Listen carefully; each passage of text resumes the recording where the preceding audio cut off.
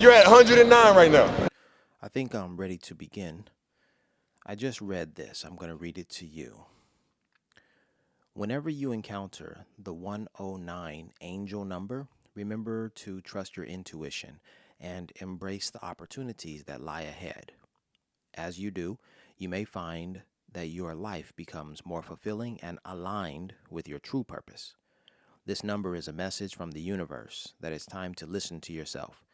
It encourages you to let go of your fears and doubts, trust your instincts, and take the leap of faith. Angel numbers can be an invaluable source of guidance in our lives, but ultimately, it's up to us to make the most of their meaning. So the next time you see 109, take a moment to reflect on what it means for you.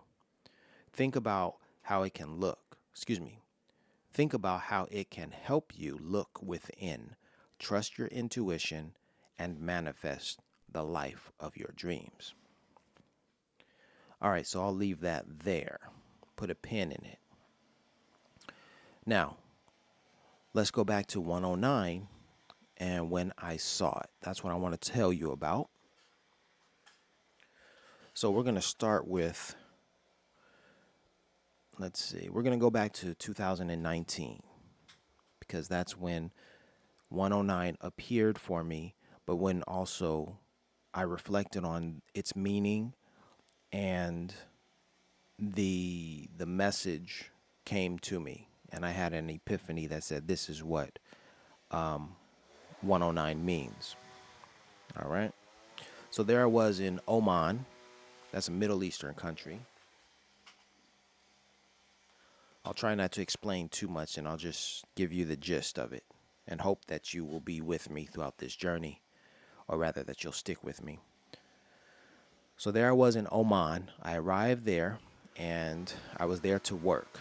So I had to sign a work contract. And the building where I was to enter to sign this work contract, it was located in the capital city of Muscat. Well, right outside of that building, there was a car parked there, and the license plate read 10 and 9. Those numbers were there in that particular order. And so on the day that I was entering the building, I saw the license plate, I saw the car, I saw those numbers. And in that moment, what I thought about and what I felt was, well, here I am I'm going to sign another contract for another job, for a future that is uncertain. And but I needed to sign the contract because I needed money. So I was like, here I am giving my life to some task, some job that I had to do to get some money. I don't know what all is going to happen in the future, but I'm going to sign the contract and hope for the best. And so I was also, because I was so far away from home, thousands of miles, like 8,000 miles away from home, halfway around the globe. I was I felt sad that here I am just chasing another dollar, and look at how much I had to sacrifice for this job. I had to travel so far from home, from my community, from friends, family, all of that stuff, from normalcy, from everything that I knew to be normal. And there I was chasing more dollars. And I just thought, man, here it is again. Here I am again. So there was I don't know, desperation in me because it was like, well, I have to sign this contract in order to survive. I've got to do this. It was just like, when am I going to be in the position to control my life? When am I going to be able to say, no, I'm not doing that? Or rather, I want to go there and I'm going to do just that. This was me saying, okay, I'll do that in order to get that money. And hopefully someday in the future, I'll be able to say, I'm going to do this and then just do it, have more control. But anyway, just before signing the contract, outside of the building, I noticed that the license plate of this one car sitting right out in front of the building had the license plate number 109 on it. The full number was 10914. I took a picture of it, but not on that day. That's an important detail. So when I walked into that business, I saw the car, but I didn't take a picture of it. I just went in to sign the contract. But I never forgot that car. And then it was probably 7 months later, when I was leaving the country, that car was still out in front of that business. And I said, you know what? I remember that car. It's still there. I have to take a photo of that car. And I did. Okay? So that's just one thing I wanted to tell you about my travels to Oman. So upon my arrival to Oman, there I was, and I saw 109 on that car's license plate. Okay? I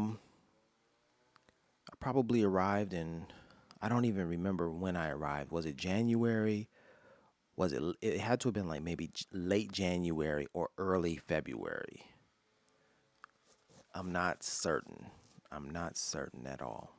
Anyhow, when the month March rolled around, when the month of March rolled around, I I bought a pair of sneakers, of Nike sneakers. There I was in Oman, and I bought a pair of Nike sneakers. Now, I'm from Los Angeles. If you know anything about Los Angeles, you've heard of gang culture in Los Angeles. And basically, the rules, societal, cultural, social rules in Los Angeles are, if you're a gang member, then you can demonstrate your gang affiliation through the clothes that you wear. I mean, but that's kind of a general rule for anything. Like if you are a Native American, um, if you are Hispanic, you know, there are particular clothes. If you're Indian or, Asian, if you're from a particular culture, what you wear can demonstrate to the public, that you are a member of that culture. So anyway, in Los Angeles, members of gangs oftentimes wear the color of their gang in their shoelaces. So you have the blue gang, you have the Crips. Their color is blue, so shoelace wise, they would wear blue shoelaces to signify, to demonstrate, hey, I am a Crip. If you're a red gang, if you're in the red gang, the Bloods or the Pyrus, the Brims, um, Bloods, Pyrus, Brims, uh, I don't know. There are some other names. There's maybe one other name I'm forgetting. Damus, I don't know. Um, anyhow, if you're a blood gang member, then the color is red. So if you wear red shoelaces, then that would signify, that would demonstrate that you're a member of the blood gangs or you're affiliated with Bloods. Okay? So I had to explain that because in Los Angeles, if you're not affiliated, if gang culture is not you, then you don't wear the colors that demonstrate, that signify membership in these gangs. You don't wear red or blue, whether they're shoelaces, whether they are T-shirts, whether they are hats. There's a whole slew of clothes that one should not wear if one is not a gang member, affiliated with gang culture, et cetera, et cetera. I say that to say that when I was in Oman, I was far removed from Los Angeles culture. And I happened to buy a pair of Nike sneakers that were not only blue, but they also had blue shoelaces in them. And I bought those shoes because, one, they were in my size. Two, I liked the style of the shoe. And three, there were no other colors in that size, that were right for me. So basically, I had to accept the fact that I was going to wear blue shoes with blue laces in them. And I wanted some comfortable shoes to wear. So I bought those shoes. Now, again, I was in Oman, and Oman and Los Angeles have very different cultures, and blue shoes with blue laces basically means nothing in Oman. So I felt quite comfortable buying blue lace shoes, blue sneakers with blue laces. I felt quite comfortable buying those shoes in Oman. Whereas were I in Los Angeles, I would not have felt comfortable buying those shoes. All right. So that said, I had blue laced blue shoes in the desert of Oman. Did I fail to mention that it's a desert? It's in the Middle East. It's the desert, okay? And yes, by the Middle East I mean East Africa. Far east of Africa, right? Across the Red Sea, but still, Africa nevertheless. Cuz what is the Middle East anyway? West Asia, right? West Asia, Far East Africa. But I digress. So there I had these blue Nike sneakers with these blue laces that I would never have bought in Los Angeles if I had the choice. I would have chosen something else. I would have gone, shoeless, right? I would have done whatever I could not to wear those in Los Angeles for fear of unwanted attention and misrepresentation, right? Anyhow, blue lace Nike sneakers. Where have I heard that before? Well, Nipsey Hussle has two songs called Blue Laces. Blue Laces 1 and Blue Laces 2. Songs that I wasn't particularly clued into up until that point. I heard Blue Laces 2. I was aware of the song, but it wasn't like I was trying to be a Crip. I wasn't trying to identify with Nipsey. It was just a matter of those shoes were available. It was a coincidence that those shoes were blue and had blue laces. And if I were a Crip in Los Angeles, that would have been right in alignment with my identity and affiliation and what have you. But I was in Oman, okay? So anyhow, I had these new sneakers on. And I remember one day I was near my home and I noticed some goats in the hood. No, I noticed some goats walking around the neighborhood. Now I'm from Los Angeles, and seeing goats in your neighborhood is very rare. If it's an impossible sight. Like where does that happen? It might happen in Compton. Compton Cowboys. Compton has a lot of farmland, and there might be a goat here or there. But it's a rarity, in the big cities for. But I was there in the desert, so when I saw these goats, there were probably like 4 or 5 goats. Um, then it was an interesting sight, and I thought it was interesting that I was in a neighborhood where goats roamed freely. So I grabbed my phone in order to take photos of these goats because it was like, you want to update people and show them, hey, this is how I'm living. Look at this. Look at what I see in my neighborhood. It was a rare sight, so I was like interested in snapping the photos. So while I'm snapping photos of these goats, I guess I captured the attention of one goat, and that goat approached me.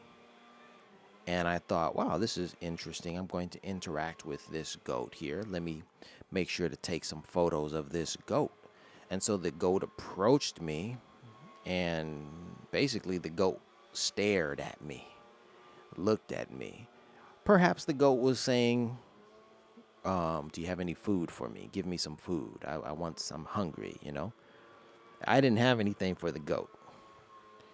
And as I stood there, trying to take a photo, the goat moved in closer to me, and its hoof landed on my blue lace Nike sneakers, squarely on my foot. And it's the desert, so the dirty clay, sandy, floor ground that the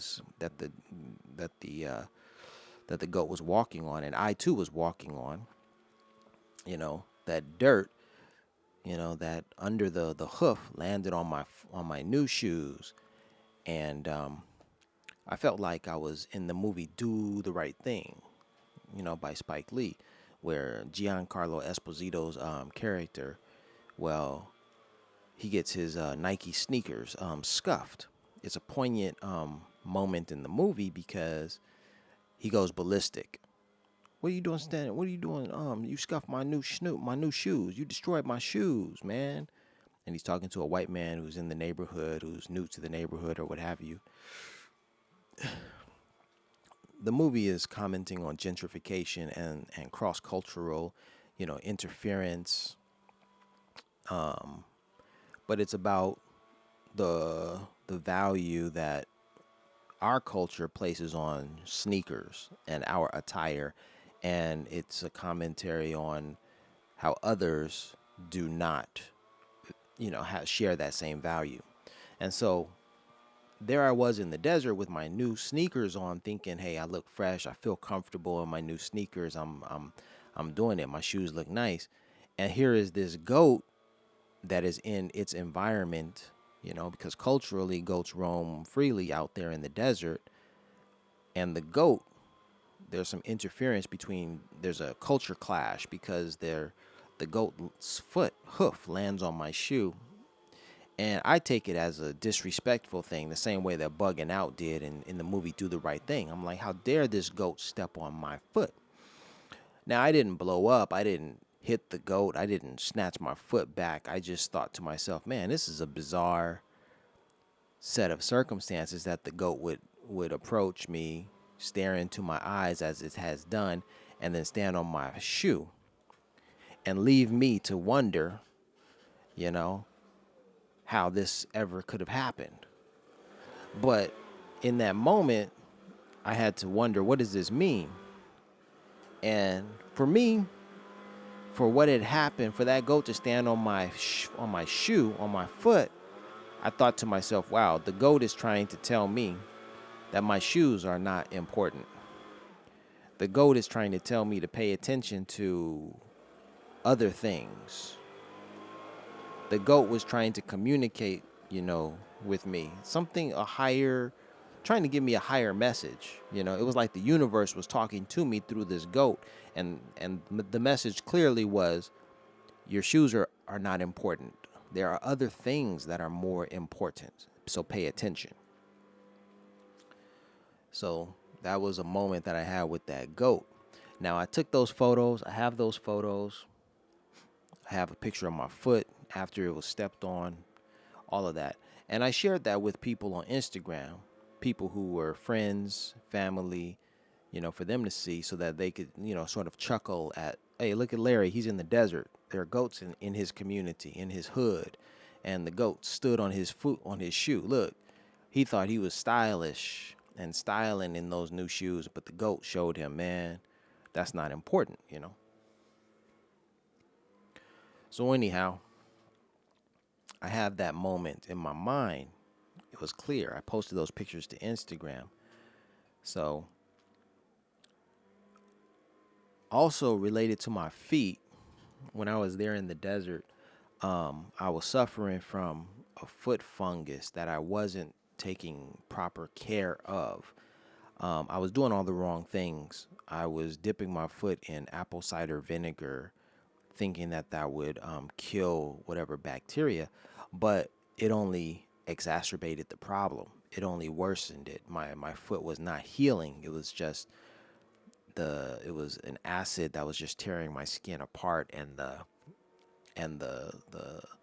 fungus, whatever, it persisted, and I just couldn't heal. I couldn't heal until I acquiesced. I capitulated, and I said, I gotta go to the doctor because my foot looks terrible, and I just can't seem to figure out how to fix this. So I got to the hospital, and the doctor basically took iodine, cotton swab, and iodine to my foot. Immediately, everything ceased. No more burning. There was no more fungus. And my foot was clean and clear. Now there were like small bumps and regions where my skin was broken, and so my skin needed to heal. But the iodine was the answer. It wasn't the apple cider vinegar. The doctor even told me. The doctor asked me, "What have I been doing to my foot?" And he told me, "Hey man, stop doing that apple cider vinegar. It's only exacerbating the problem." So when he put the iodine on my foot, it immediately healed. It was like, this is what you needed to do to calm the infection or whatever. So the doctor told me, clean the wound with iodine, a cotton swab, and then apply a burn cream, one that I purchased while I was out there. So the doctor got me right. And all I had to do was clean the wound with iodine, wash the foot, soap and water, hit it with some iodine, and then finally put the burn cream on. And weeks later, my foot was healing rapidly. But I had to put this ointment on my foot.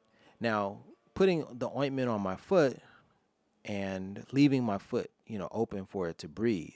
I didn't walk around. I wasn't walking around in sneakers. So those blue lace sneakers that I bought, I wasn't wearing those anymore because I needed my foot to breathe. Well, anyway, when I was walking around my home, my apartment or what have you, whatever, my home, I would put the iodine on, then I would put the burn cream, and I would put one sock on my foot, so that the ointment, the burn cream, wouldn't rub off onto the floor. It was kind of to protect the foot. So if there was anything over the foot, it was a sock, and that sock was only there to keep the burn cream, in place. Not a shoe, only a sock. So I was walking around with one sock on my right foot because the right foot is what was infected. So I had one sock on my right foot, okay? And I happened to take a photo of this. I was sitting in a tent one day. I was chilling outside, reading a book. It was hot.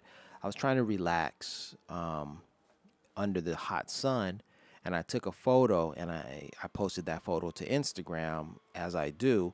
And so you could see my foot. My right foot had a sock on it. One sock on my right foot. And there I was in the desert trying to enjoy myself. Some of the things in that photo were Oreo cookies. I was eating Oreos. I was reading a book by Black Panther Jamal Joseph. I had Miles Davis's music, jazz playing from my iPhone. That was the music in the background as I was reading the book. I was laying on this air mattress that I set. I set the air mattress inside of a tent, so the tent was protecting me from the sun. And then I had that one sock on my foot. So, there were just some bizarre details, a cacophony of details that were just like, look at Larry. Look at him. The last picture he posted to Instagram had him, with the goat. Now he's under a tent. He's got one sock on his right foot. And that sock was really, really important for that photo. Because, what is it? Symmetry is important. When we put socks on, we wear two socks. Like, what's Larry doing with one sock? Yes, I'm speaking about myself in third person because I'm removing myself from, the first person, and I'm saying this is what people were probably looking at my pictures and saying. James told me that in the conversation I had with him one day, he's like, now you're talking about yourself in third person? I mean, I'm trying to look at the scenario, look at the situation from different perspectives. And one perspective is removing yourself from the situation to assess it. And that means looking at it or speaking about it in the third person. But I'm fully here telling you my story. I am Larry Wiggs. I'm fully here, right? So Let's not get that twisted. I don't, for the purposes of telling the story, yes, I'm going to use third person, but otherwise, I'm right here. Okay. All right. So the photo, I posted that photo to Instagram, and then because it was the month of March, outside of the photos that I was posting, there were other events that were taking place at the same time. So look at that. I was aware of these events that I'm going to tell you about. Meanwhile, on a personal level, these are the things that were happening to me, from seeing goats in my neighborhood, buying new shoes, to tending to a wound on my foot. These are the personal things I was dealing with, while internationally, these are the events that also captured my, attention and of course my imagination. So those three events that I'm going to tell you about now were, first, it was the Battle of Adwa anniversary.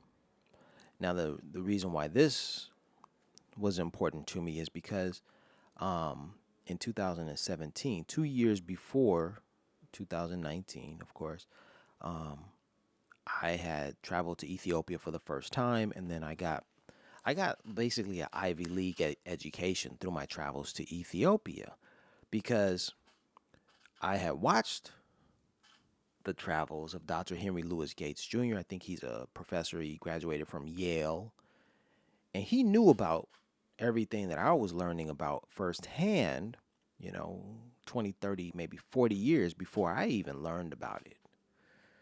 And so there was an awakening occurring, in my knowledge and my experience. And there I was, actually following in Dr. Henry Louis Gates Jr.'s path, because I was taking a tour that took me to the same places that he had been and that I had watched him travel to in his documentaries about Africa. So I was getting an Ivy League education through my travels. And up until that point, I had learned about the Battle of Adwa and its significance to black people all over the world. And essentially, the Battle of Adwa is a beacon of hope for all black people around the globe, because it communicates, it tells black people around the globe that although other nations fail or lost battles against Europeans, that at least one nation did not lose a battle to the European colonizers. And that is a beacon of hope that says you can defeat your colonizer. And so that message, when it resonates with you, or when you hear that message, it will resonate with you as a black person and tell you you are powerful beyond your circumstances and beyond your past, your history. You are more powerful. You can overcome. It's a powerful message.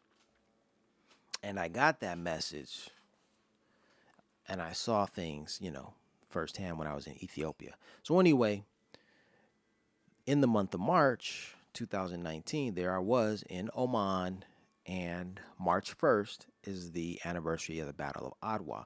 So that is a date for black people to stick their chest out and be proud of the accomplishment of the Ethiopians over the Italians.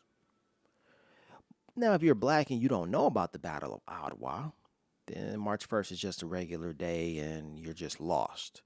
You're ignorant to the facts.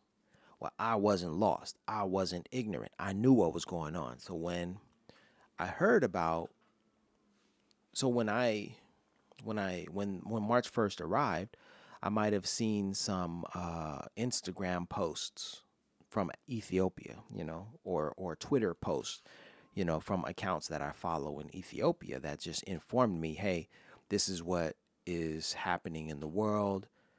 You should know about it. So at least I knew what was transpiring. I mean, by that, I mean in Ethiopia, there are celebrations for the Battle of Adwa. At least it's a powerful, it's a day. It's a day of remembrance for Ethiopian people. Recently, there's on Instagram, I saw skateboard girls, Ethiopian skateboard girls, or girls who skateboard in Ethiopia. And the girls in one picture took some like mascara. No, maybe not mascara, but eyeliner or something, some makeup. And one of the girls wrote Adwa on her cheek, or one of the girls wrote Adwa on another girl's cheek. And when I saw that, I said, see, that's what I'm talking about. That is a reflection of Ethiopian pride in their victory over the Italians in 1896. So I was like, look, that's proof positive right there. So anyway, and I saw that recently on an Instagram account. Ethiopian skate girls or Ethiopian girl skate or something like that on Instagram. Adwa, Adwa. So anyway, March 1st, the Battle of Adwa, that was in my mind, and I was like, okay, I know what time it is. I'm hip. I know what's up. 9 days after that, 9 days after that, Ethiopian Airlines plane crash occurred. And I wasn't paying attention to the news, but I got a message from one of my former colleagues, Seth. And Seth sent me a message. Now, Seth had already been to Ethiopia. Seth is a white boy from Tennessee. And he had already been to Ethiopia, loves Ethiopia. He's cultured. So Seth was like, hey, man, did you hear about the news about Ethiopian plane crash, And I said, no, I didn't. So now, personally, I was on some, hey, I'm proud and happy for Ethiopia since the Battle of Adwa, the month of March, till 9 days later, I'm saddened by the news of this event that occurred in Ethiopia. Now, I'm already curious about this, like, wow, March is supposed to be a month of celebration for Ethiopia, but look at what just happened to Ethiopia. And one of their airplanes crashed. Another reason why that event was so devastating is because Ethiopian Airlines hadn't had a plane crash in 20 some odd years. And it was just like, wow, the timing of these events are crazy. Personally, for me, because one, I was already thinking about Ethiopia because of March 1st, the Battle of Adwa. And then my attention on Ethiopia again was stoked. It continued on Ethiopia because of the airplane crash. So I was like, I was thrown. My emotions shifted from one pride, then to sadness, and just I was wondering what happened. Why did this happen? What? So it's now 2024. We're 5 years removed, and so they made Netflix documentaries about the Boeing conspiracy and everything that played into the occurrence of these two accidents. One accident in, I believe, Indonesia, and then the other happening in Ethiopia. Forgive me if I'm wrong. I think it was Indonesia. I thought it was Thailand at one time, but I don't think it was Thailand. Anyhow, um, so 9 days later, the airplane crashed. So now I'm thinking, dang, my March 2019, I'm focused on East Africa for sure, because the Battle of Adwa, and then now this disaster, the plane crash. So Ethiopia, or rather, yeah, East Africa was on my mind. And then, of course, that same month, on the last day of the month, Nipsey Hussle is murdered, and that was another earthquake type of event.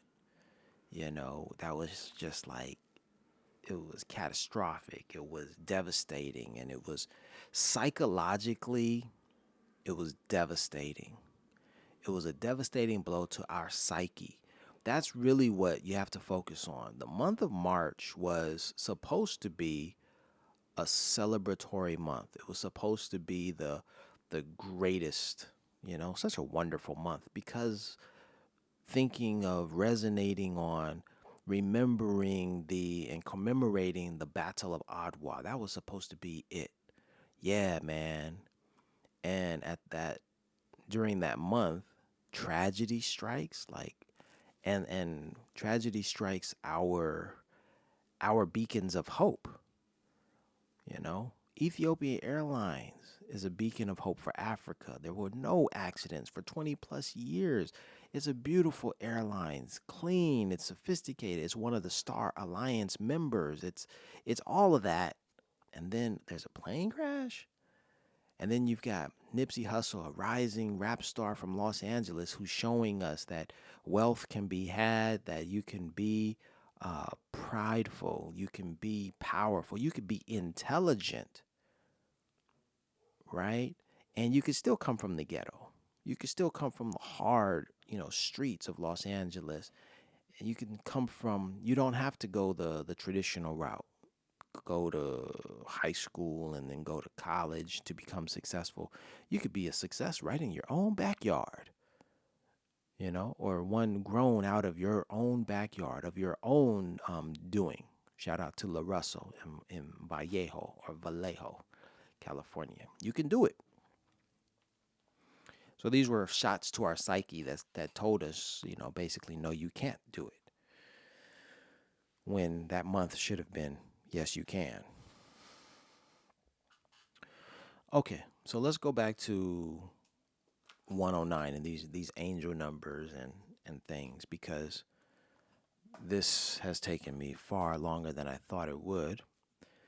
So March 31st, then I got the news that Nipsey died, and I'm devastated because it was a shot to my psyche. Just 1 week, the week prior to Nipsey's murder, maybe even days prior, a day or two prior, I read the article in Forbes magazine about Nipsey Hussle, and I was filled with so much pride in his success that the news of his murder was just a 180. It was just devastating. It was like, oh my gosh. Anyhow, that same day that I got the news, now I'm in the Middle East, so Nipsey was murdered on March 31st, but I got the news, 16? No, it's 11 hours ahead. So I was 11 hours ahead. So it was April 1st. April 1st is April Fool's Day. That was a terrible joke, but it wasn't a joke at all. It was real. So there I was in Oman. I got the news Nipsey was murdered, and I was devastated. But on the way to work that morning, there was a truck that cut me off, and the truck's license plate was 1090. So I saw those numbers that day. So I had to think about what those numbers meant to me in that moment. And because it was on the day, because I saw those numbers on the day that Nipsey was murdered, and because there was so much attention on East Africa, Nipsey by way of Eritrea, which is an East African country, you know, the gears in my brain started working. I was like, what's happening? Why is it that the month of March 2019, which should have been a celebratory month for East Africa, is now becoming a month marred by disaster? First, the Ethiopian Airlines crash, now the murder of Nipsey Hussle. And Nipsey was from Eritrea, which is an East African nation. And I knew not only about Adwa, but I also had traveled to Aksum, and I learned about the Aksumite Empire. So now I was like, why is Nipsey gone this month? What did Nipsey represent? What is Nipsey? Who is Nipsey? And I don't have all the answers, but at some point I was like, oh, no. I remember. See, having seen 109 the same day, within hours of getting the news about Nipsey, okay, And having seen 109 on the day that I arrived in Oman, this is my mentality. This is what was happening. So on the first day when I arrived in Oman and I was signing that contract, 109 meant to me hope. And 109 meant to me said, 109, I used 109 to mean, hey, God said you're in the right place. That's what seeing 109 on that car's license plate meant to me.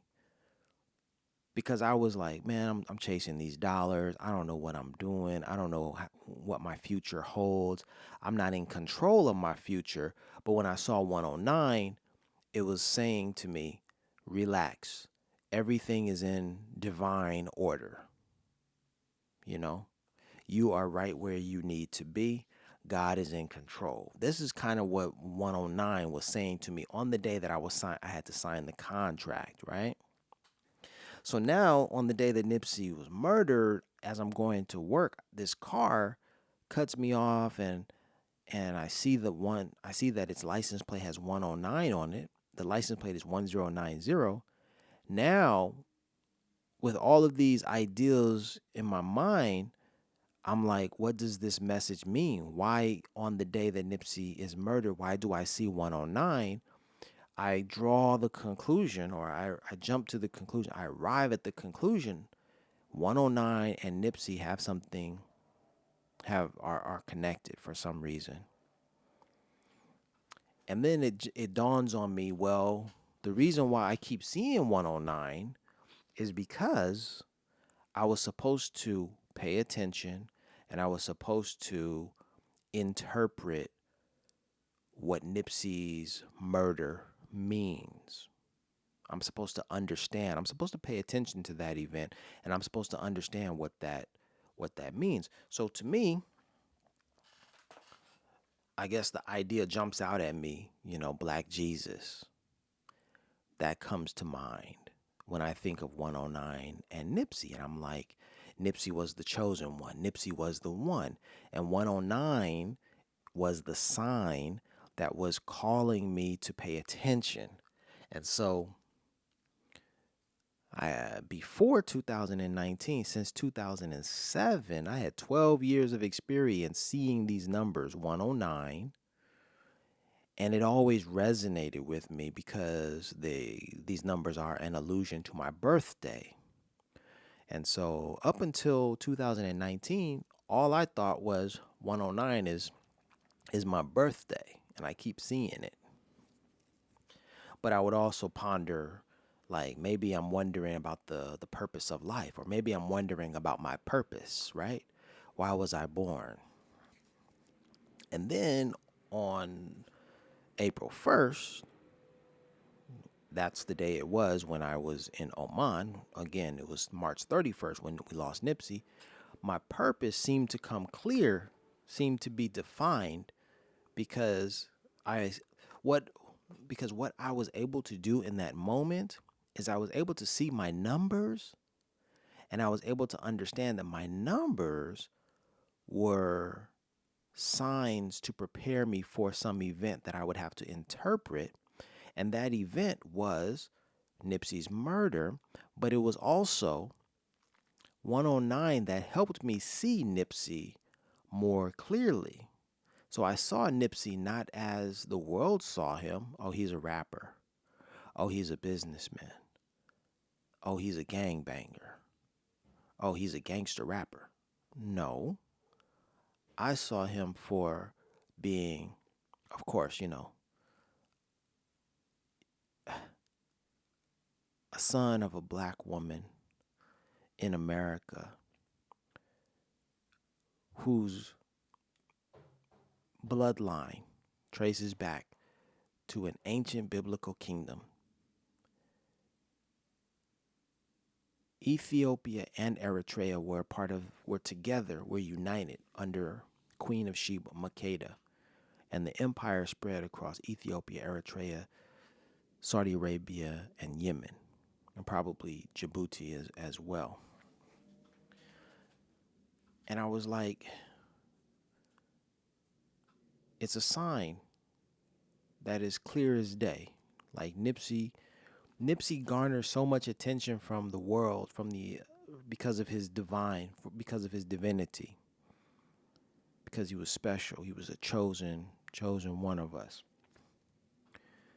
So it just became clear to me, Black Jesus, Nipsey. That's it. It was as clear as day to me. It was clear as night and day. I understood that I was supposed to see who Nipsey was the beyond the gangster rap and the neighborhood politics and what have you. And 109 was confirmation of that, you know? So I was like, all right, cool. I got the message. I see it. So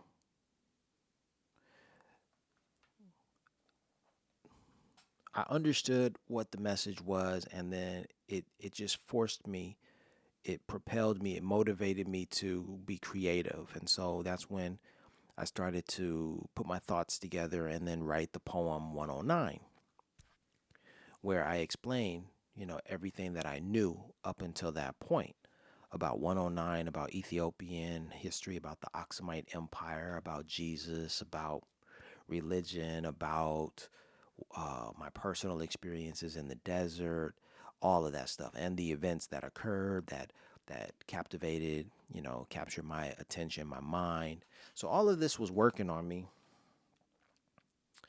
and I was working on the poem, putting together the ideals to communicate it. And I even thought, hey man, if I'm able to put this in a rap song, maybe I'm able to capture, people's attention with it. Maybe I'll have a budding rap career. That was a fleeting thought, because when I tried to put the lyrics to music and I found that it wasn't working, I was like, well, maybe it'll just become a poem. I could just read the poem rather than try to set it to a beat and make a rap out of it. It wasn't working. So anyway, it was 7 days. 7 days thereafter when I saw a cross in the sky. And that was like the most bizarre experience. But then it was like further confirmation. If I had any doubt that God was um, had put me there in the desert, if I had any doubt of it, if I didn't believe that my life was guided by God, it was the sign of a cross in the sky that basically solidified it for me and then gave me, no more doubt.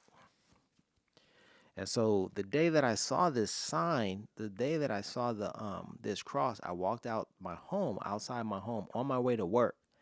I looked up in the sky just to take in, the scenery, and I looked up and I said, "Yo, that's a cross in the sky." And then I also wondered, like, how did that get there? And why? Why is that cross there? And I'm like, what day is it? I'm like, man, it's 7 days. It was 7 days ago that we lost Nipsey. It was 7 days ago that we lost Nipsey, that on that same day I saw those numbers 109. And here I am now, 7 days later, looking into the sky, and I see a cross. And when I saw 109 on the day that we lost Nipsey, I thought about Jesus. I thought about Black Jesus. I thought about Nipsey. And now here I see a cross in the sky that for me has appeared out of nowhere, because that cross, I've never seen a cross in the sky over this city, that I was living. The city's called Nizwa. I was like, hold up, man. That's bizarre. That's a miracle. And so what I was saying was, like, I looked up in the sky, I saw that cross, and then I had a smirk on my face, like, yes, Lord, yes, God, I got the message. I understand. I thoroughly understand. I have no doubt in what 109 means now, because there are those three elements: Nipsey, 109, and this cross. We're done. I got it. I know exactly what my mission, what my purpose is. I've got to communicate this message to the world. 109, Nipsey, and that cross. So I was like, I got it. I got the download. Now, what I have to tell you about that cross is the way that the cross looked. Yeah, I have pictures of it, but when you see the picture, I have to guide you. I've got to tell you about this picture for one. All right. For one, I'm from Los Angeles. And being from Los Angeles means that there are airplanes that fly over Los Angeles daily. Right now, I live in Inglewood, California. Every 5-10 minutes, there's an airplane flying by, okay, overhead all the time. In 2019, I lived in Oman in the city of Nizwa, where planes do not regularly fly overhead. Now, if a plane does, however, fly overhead, because there are no airports in Nizwa, the planes are not flying low to the ground. Rather, the planes are flying like 38,000 to 40,000 feet in the sky. So what that looks like is if you look up in the sky, you'll see these. If you look up in the night sky and you see an airplane flying overhead, the only indication that it's an airplane will be the lights that are blinking from the airplane. You follow me? So that's the regular. That's the usual, air traffic that Oman gets. Planes that fly overhead at 38,000 to 40,000 feet. Now I want to tell you that these lines that were in the sky that day, they were not at 38,000 feet because okay, sometimes when planes fly overhead, they leave lines behind them. They leave a trail of condensation, right? Contrails as they're called. Those lines in the sky, they could not have been left by an airplane because those lines, well, for one, they were up there in the sky longer than contrails, stay up there. When an airplane passes, those lines they'll stay up there, but then they'll dissipate shortly after. These lines were in the sky for a while, at least 10 minutes. I remember them being up there at least 10 minutes. Anyhow, but it was also, you can clearly see contrails, especially if it's not a cloudy day and the airplane just flies by. You see these lines, these clear lines that are delineated in the sky. In the sky in March 2019 over the city of Nizwa, what I saw was the reverse of clear skies and a line. I saw cloudy skies where lines have been basically like removed. And the analogy I can use is like, let's say you have a table full of cocaine spread across it, and then someone snorts that cocaine and basically removes a line of cocaine. That's what the clouds look like. It looked like the sky was covered in clouds, at least light clouds, and these lines looked as if the clouds had been removed. Right? So it didn't look as though an airplane had put something there. It looked as if something had removed the clouds. Now I mentioned the elevation of the airplanes, and for these lines did not appear to be at 38,000 or 40,000 feet. They appear to be much closer, much lower to the ground, probably like 10,000 feet, because they were clearer, they were lower to the ground. It wasn't way high in the sky, okay? So that's what I needed to tell you. The distance from the ground, was nearer. It was nearer. These lines in the sky were nearer to the ground than the airplanes that fly overhead, if they fly over at all. Then it was the reversal. The skies were not clear, and these lines didn't look as though an airplane had drawn them using the contrails. No, it was the opposite. It was as if these lines had been purposely removed.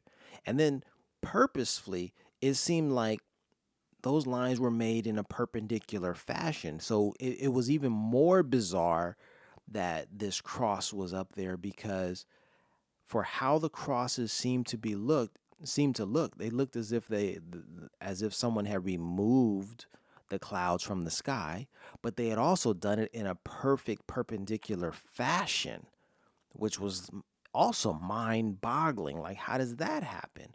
So the only conclusion would have been, all right, on this particular day, just before I walked outside of my home to see these lines, two airplanes flew overhead, not leaving behind contrails, but actually like vacuuming clouds out of the sky. And they passed each other at a point where I could basically see the intersection of these two lines that made it form like a cross. All of these details taken together were just way too bizarre for me to say that that was the result of two airplanes that flew overhead minutes ago, one flying north south, the other flying east west. These details were just too much for me to say, yeah, airplanes made those. And it fits so well into the week that it was 7 days after Nipsey was murdered, and seeing 109 on that car that cut me off. All of that taken together was just a bizarre set of circumstances. But it was very clear to me that I knew that God was giving me a message, and I knew what my purpose was. It was to communicate Nipsey 109 and the cross. I had to tell that story. I had to tell you about these details. I had to share these details with the world, just as I'm doing right now. So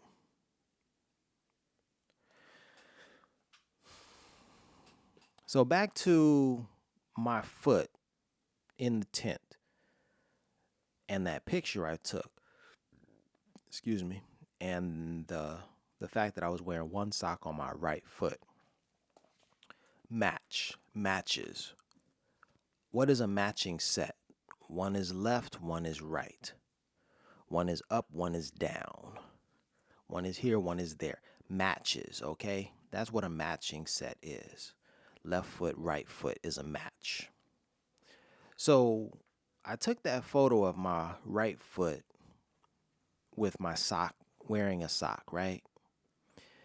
Now, Nipsey was killed, and during the process of him being transported from the scene of the crime to the hospital, at some point, one of his socks was removed.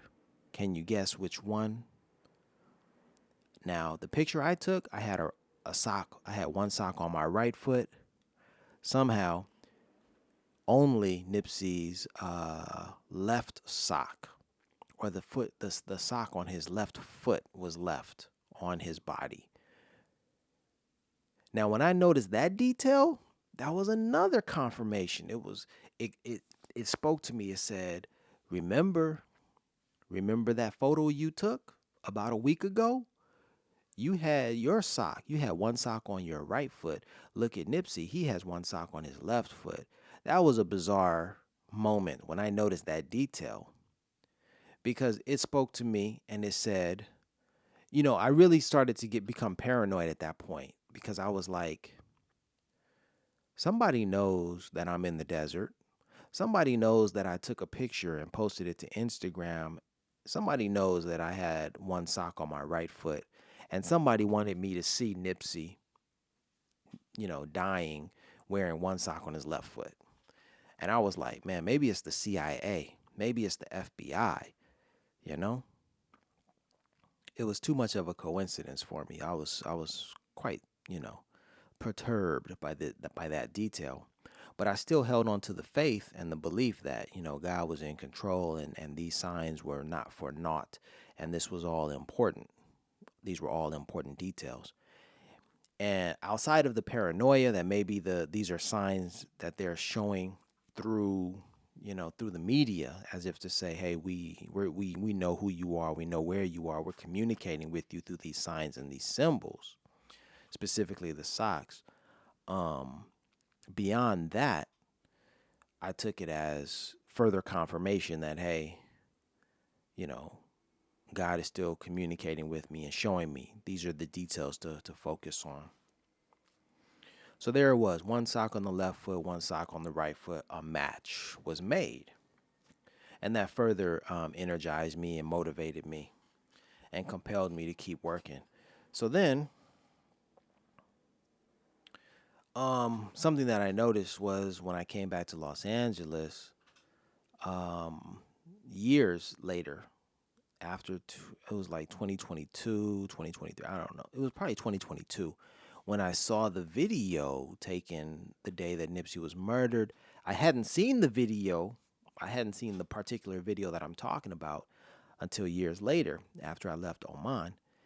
I saw the video where Nipsey's brother Black Sam is doing chest compressions on Nipsey, and I noticed that the video, okay, it's official police video.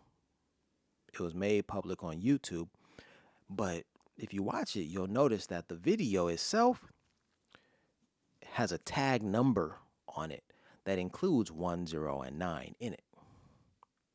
So there it was. There was 109 in that one, the last video of Nipsey Hussle. It was there once again. Undeniable. There it is, 109. Like, wow, look at that. Hidden in plain sight right there, 109.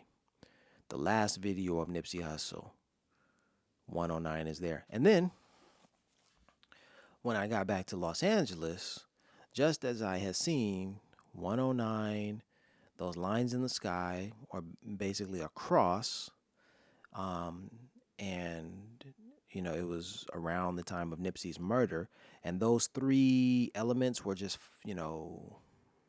fused in my mind together, across Nipsey and then number 109. When I got back to Los Angeles, I found 109 across and Nipsey right there. Those three elements, I found them in Los Angeles. Basically, at the corner of Crenshaw and 60th Street, I saw a mural of Nipsey Hussle. I saw a cross next to the mural, and then I saw an address that included 109. And I thought that was a bizarre set of coincidences because, like, how does that even happen? Again, it was just a bunch of coincidences, but it's a bunch of coincidences or a bunch of details, mundane details that mean nothing to anyone in Los Angeles. But it meant something to me because thousands of miles away, 8,000 miles away, halfway around the globe, on the day and on the week following Nipsey's murder, all I could think about was Nipsey, 109, and that cross that I saw. And there I was back in LA seeing those same three elements.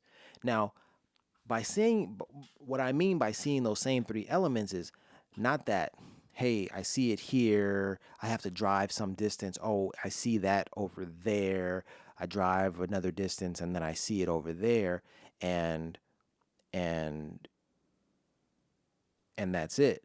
Or maybe one day I was walking down the street and I saw 109, and then I saw the Nipsey mural, and then I saw the cross. No, what I'm talking about is I saw three things that stayed right where they were. Right where they were. It was right here, it was right here, and it was right here. And those things didn't move. Every day that I drove down Crenshaw Boulevard, I saw that address that had 109 on it. I saw that cross, and I saw Nipsey's mural. It was always there. It wasn't like I had seen it. It wasn't like someone's license plate as a car drove by, I saw 109 on the license plate. It wasn't like on a receipt that particular day I saw 109 on the receipt. No, it's on the address. The cross is right there on the building. It's been there. It stays there. And Nipsey's mural, until 2 weeks before it was removed, I flew a drone overhead and I filmed that. What a coincidence. What an interesting coincidence. 2 weeks before it was removed, the mural of Nipsey was removed, I flew a drone overhead and captured it, captured the image. The mural had been there for a year, 2 years, maybe 3 years. And then it finally went away. And 2 weeks before it went away, I filmed it. Now that's a coincidence for you right there. So anyway, man, this has been a lot. My shoulders are aching. I've been talking for over an hour now. But that's what the story is about. So that's 109 for you. Um, that's the story of 109 for Oman. That's what you need to know. And so numbers are the universal language, and so when in those moments it's said about angel numbers that you have to pay attention. And so whenever I saw 109 for 12 years before making the connection with Nipsey and 109 and the cross, for 12 years I encountered 109, and it was like, do you see 109? Pay attention to 109. It was developing me. It was forcing me to pay attention, to notice it. Whether I was in Japan, Ethiopia, Cuba, Mexico, Peru, and then recently in Sweden and Denmark, in um, in Bahrain, of course in Oman, in Saudi Arabia, in Korea. Did I say Japan? Um, I had all these moments over 12 years, even more than 12 years, because the moments that I mentioned in Ireland and Denmark and in and the like, all of that occurred when 2022, and it still occurs. I still see 109, so it's more than 12 years. Um, those are moments that just tell me pay attention. Make an assessment of your life, of this moment. Remember, thank your creator, thank God. God is with you. That's what these numbers tell me. And it's an interesting coincidence that for what I concluded in the desert of Oman about Nipsey being Jesus, Black Jesus, these numbers 109 have um, a unique message in the Bible, in the book of Romans 10:9. And Romans 10:9 says, confess with your heart that Jesus is Lord. Confess with your mouth that Jesus is Lord, and you will be saved. So 109 in the Bible, that's a famous quote from the Bible. Romans 10:9 is talking about Jesus. Is talking about belief in Jesus, and talking about your salvation. And all I saw in Nipsey was Jesus. So I was like, man, to have confirmation come from the Bible related to those numbers specifically just made it even more profound. This idea that Nipsey was Jesus. Like, whoa. Might sound like some blasphemy, but it's something to really think about. It's like who was Jesus really? I mean, of course they say, did Jesus even exist? But basically what they're trying to tell us in the Bible is that there was a human being who walked the earth, and he was, a divinity. He was a deity. He was blessed by God. He was the chosen one. And he was here to show us, the righteous path, a man who walked the earth. And I'm like, look, it's Black Jesus all the way. And who in our modern times, represents Black Jesus other than, you know, one Nipsey Hussle. That's just the idea. But, that idea also came from Nikki Giovanni, Professor Nikki Giovanni, poet Nikki Giovanni. She was on the Breakfast Club, and she said that if Jesus were among us today, if Jesus were alive today, that Jesus would have been a rapper. Jesus would have been a rapper. Now, when she said that, she said Jesus, Tupac. Jesus would have been Tupac. So, in her estimation, Jesus was Tupac. But in my estimation, I'm looking at Nipsey like Nipsey was Jesus. So I guess we can argue, all of this stuff, but it's not an idea that's far fetched. It's just an idea that, has to grow and has to develop. We have to understand. We have to see these things. We've got to see. We got to know. We got to see. We got to know the connections. Know the details. We got to pay attention. We've got to pay attention. We got to pay attention to ourselves. We got to pay attention to our bodies. Got to pay attention to our minds, to our intuition. Pay attention. So that's what the 109 is about. So imagine that.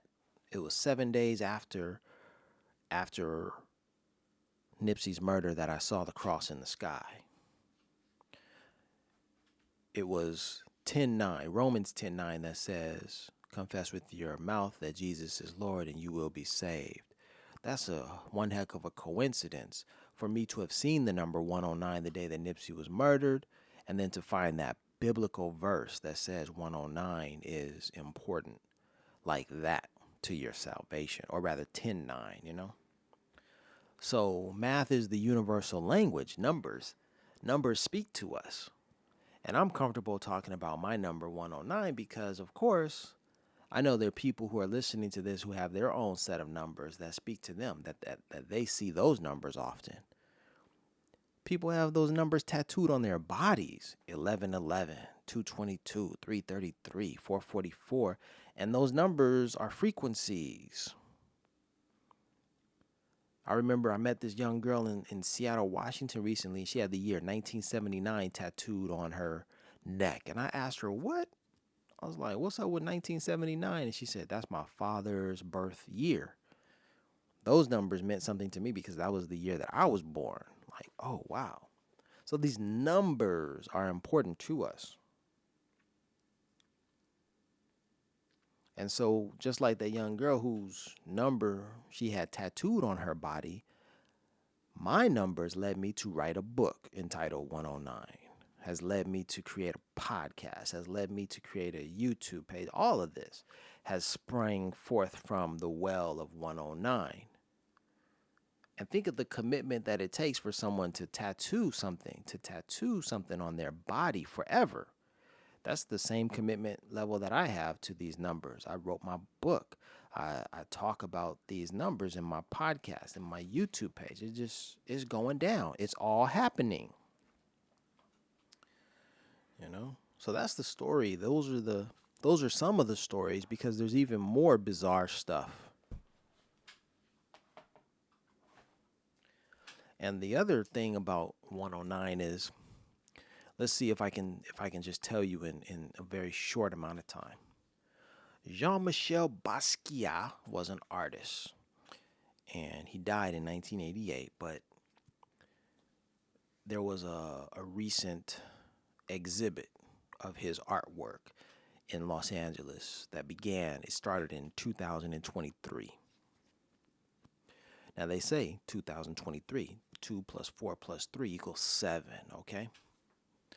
So in the year 2023, on March 31st, the day that Nipsey Hussle was murdered, Jean-Michel Basquiat's artwork was exhibited. The exhibit opened March 31st, 2023.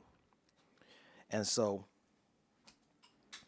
look at that, March 31st, 331. That equals 7 as well. All right. Um, that's a bizarre connection. The day that we lost Nipsey here in Los Angeles is the day. No, it was 4 years removed. Okay, so it was 2023 when the artwork went on exhibit. But it was the day that we lost Nipsey, March 31st, that the exhibit opened. Okay, and so Jean-Michel Basquiat, yeah, the same day that we lost Nipsey, his exhibit opened. 4 years after Nipsey, we lost Nipsey. That's a coincidence right there. But the reason why I even bring up Jean-Michel Basquiat is because Jean-Michel Basquiat created an artwork in which he wrote the number 109. He wrote those numbers on that work of art. I found that work of art in a strange set of events, occurrences. It was 11:09 p.m. Think about that, 11:09. The number 109 is in that time. It was 11:09 p.m. when I saw the number 109 in Jean-Michel's artwork. And this particular artwork I had seen for the very first time, and I saw 109 in his artwork, that he had written it. He had written that number on his work of art. And I found it at 11:09 p.m. Okay. Then it was over a year later when I began to study that artwork of Jean-Michel Basquiat that it began to dawn on me that I had seen a picture of Nipsey Hussle that looked like the image that Jean-Michel Basquiat had painted. And then when I looked at them, when I studied the painting and the picture side by side, I basically came to the conclusion that the picture is the inspiration for the painting.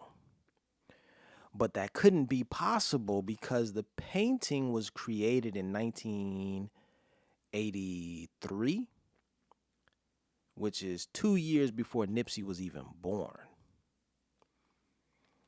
So, how is it that a painting is created of a person who hasn't even been born yet? And my conclusion, my answer to that question is, well, that's because the painting is a premonition of someone to come, someone, important to come to earth. Jesus, y'all. So I was like, how is it possible for this painting to look like Nipsey and for the painting to have these words as well as numbers that are related to Nipsey and his life? And my only answer is Black Jesus, y'all. So,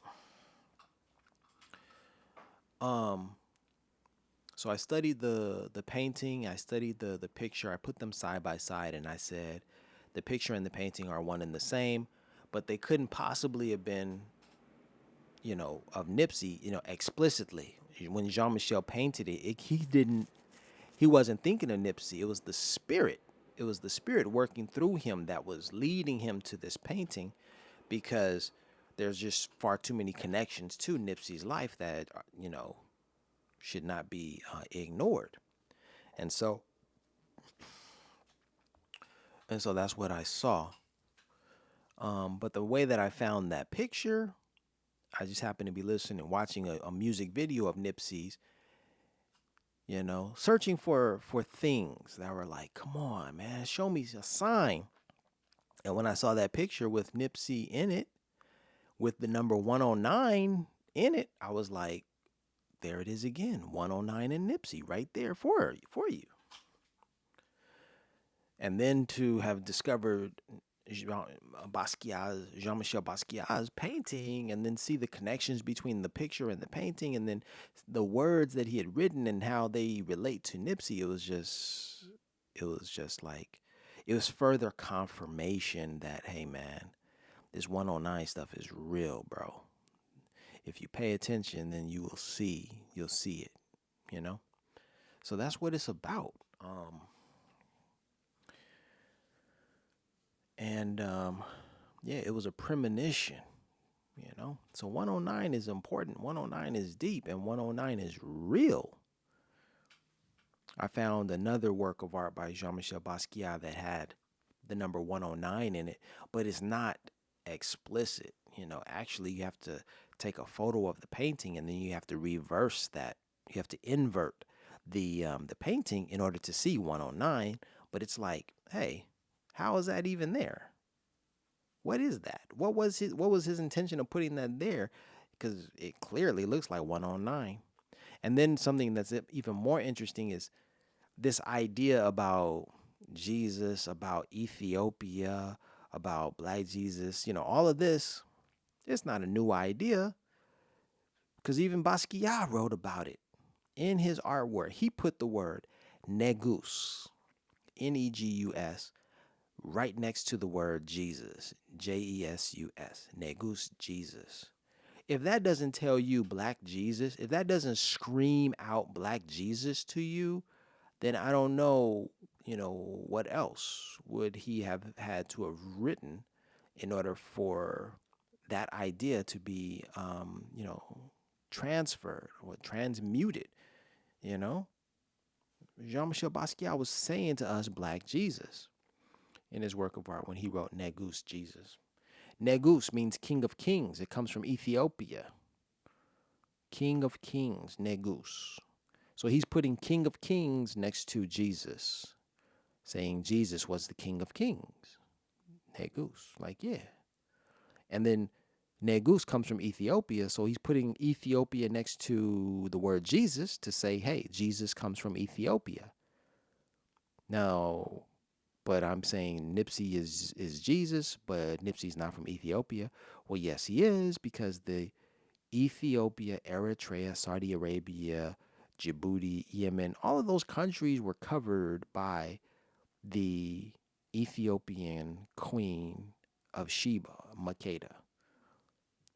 So before you say that, you know, you are American, you are Korean, you are Japanese, you are Indian, and all this other stuff, before we say that we are different from each other, remember we are all similar. We are all Africans.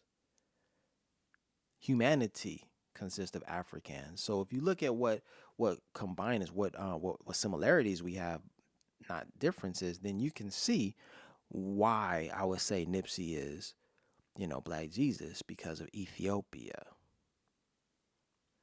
Because at one time, Ethiopia and Eritrea, the country that Nipsey's father is from, that was all one nation, one empire. I hope you smell what I'm putting down, because it's deep. So I'm hungry, I'm inspired, and it's time to chill. So these are all the ideas that one has to know, one has to capture, one has to understand in order to understand the story of 109 or 109 and how it relates to Ethiopia, Jesus, Nipsey, traveling the world, history, historic events, art. Yeah, we are one. It is all there. All right, thanks for listening. I'm out. You're at 109 right now.